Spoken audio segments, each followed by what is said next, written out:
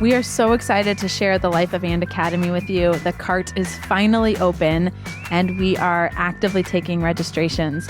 It is a 4-week digital course that is going to help you take your life from reactive chaos to intention and to peace. I promise you, my life is living proof of this. This is like me taking my little book of hacks and tips and processes and frameworks and giving them to you in as concise, a clear way as I can. So I hope you will join us in the Life of And Academy so that we can help you pursue your exceptional, extraordinary, sustainable life of And. Welcome to Scared Confident. I'm your host, Tiffany Souter. What do you say when somebody asks you how you're doing? Like, we're asked that question at least once a day. I'm probably asked that question 4 times a day. Like, how are you doing? What do you say? Because I think our answer to that question matters a ton. Because I believe the way that we talk about our lives informs the way that we think about our lives. And the way we think about our lives informs the way that we view it, like judge it, you know? Like if I think I'm tired, like I'm tired, I am going to notice everything in my day that feels tired. If I think I'm having a great day, I am going to notice everything in my day that's making it a great day. Does that make sense? Like, I think our answer to that question of how are you doing matters so much. And it is an answer that I have just started to be really intentional about. Like, how am I doing?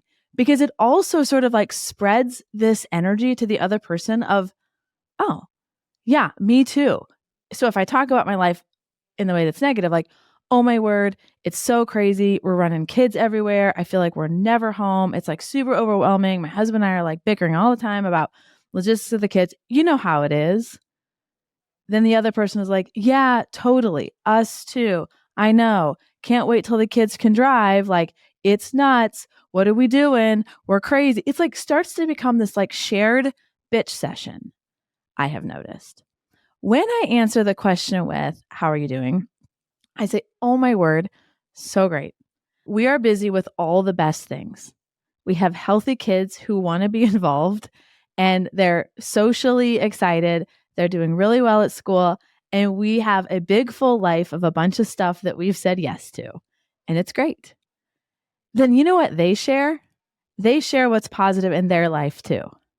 So this is not to say like we become this like big caricature of happiness. That is not what I'm about at all. But a year ago, I would have answered the question very authentically and said, things are going really well, but we've got one thing that we're really struggling with right now. We have a kid that's struggling with anxiety, and it's a really new challenge for our family, and we're figuring out how to navigate that. So again, an honest response is important. But in all of our lives, there are really good things going on, and there are things that are kind of sloppy. And I think the way we answer that question, how are you doing, is a really powerful mirror in reflecting back to us, where is my state of mind? Where is my attention on my life? And I've gotten really excited and passionate as I'm working on this course about the power of identifying one thing to fix.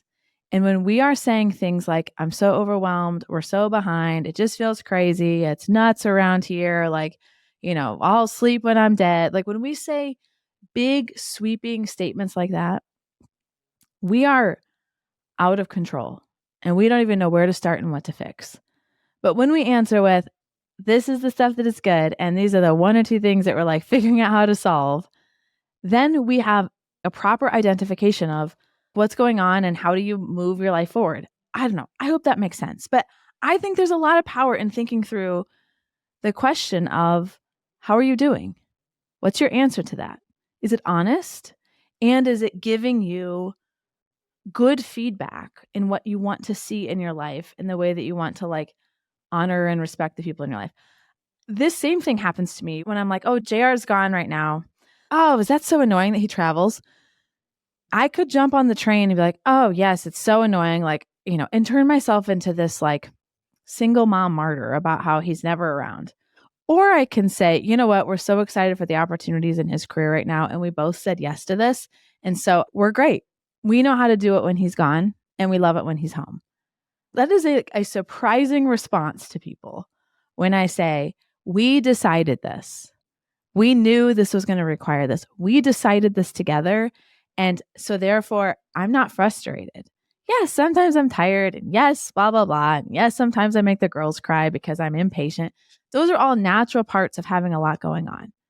But that does not make me a victim to this choice that we made together. So the next time I ask you how you're doing, I will be waiting for your response and I guess just be observing how that's reflecting on the way you see your world and what it makes me see in mine. So thanks for listening.